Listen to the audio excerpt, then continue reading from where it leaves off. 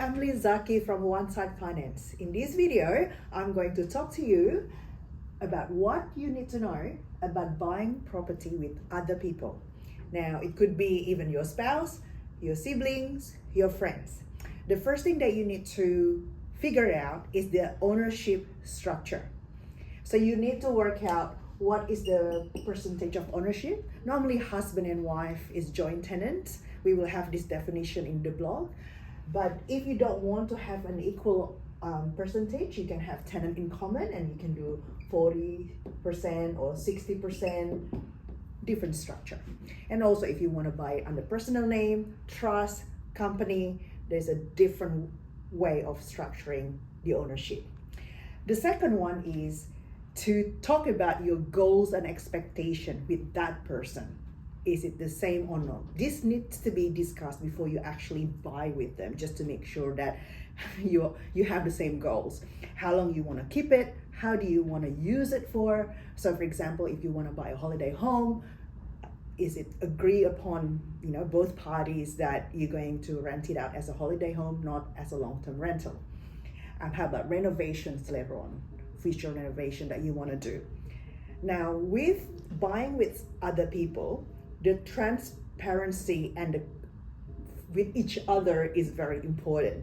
Now, this is when if you have secrets, then you can't buy with the other people, because when you apply together, you kind of have to disclose what you have to the other parties. So if there is any issues with this upfront, this needs to be communicated earlier.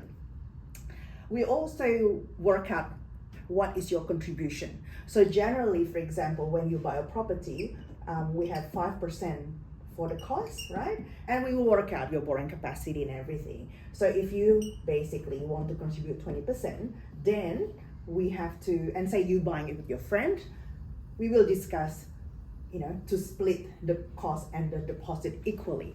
Now, you might have cash from savings to do so, or you might have to take equity from your existing property separately, okay? So we need to discuss this early so you know how much contribution you can give for this purchase.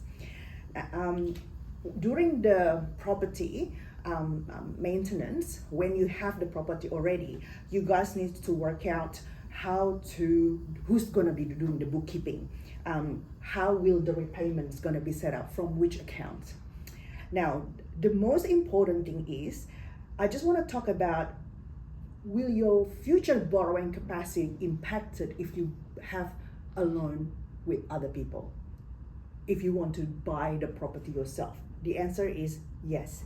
It's because, say you buying a property, say I'm buying it with my brother, so me and my brother, and then we're doing it 50-50. And say the loan is 500,000.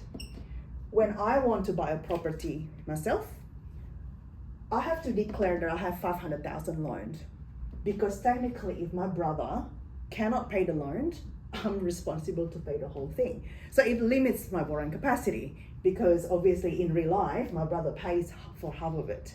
There are banks that recognize the situation and will be able to halve this liability when you want to purchase the property yourself in the future. But not all banks can do it, so your choice of the bank will be limited. And the most common question that people ask me is, say there's a lot of equity in here and I want to buy a property, an owner-occupied property by myself.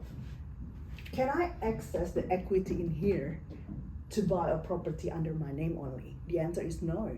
Because if I access the equity in here, my brother has to sign on the loan and he has no financial benefits, to give the money for me to buy the owner-occupied property under my name. So this thing is really important for you to consider when you buy a property with other people. And the last thing is the exit strategy. Talk about the exit strategy before you buy, not in the middle, because we all want to make sure that there's no fights. and then when we want to basically go in separate ways, we already discussed how we want to split the profit, and basically everybody will be happy. Now, I hope that helps, and if you have any question, feel free to contact us. Thank you.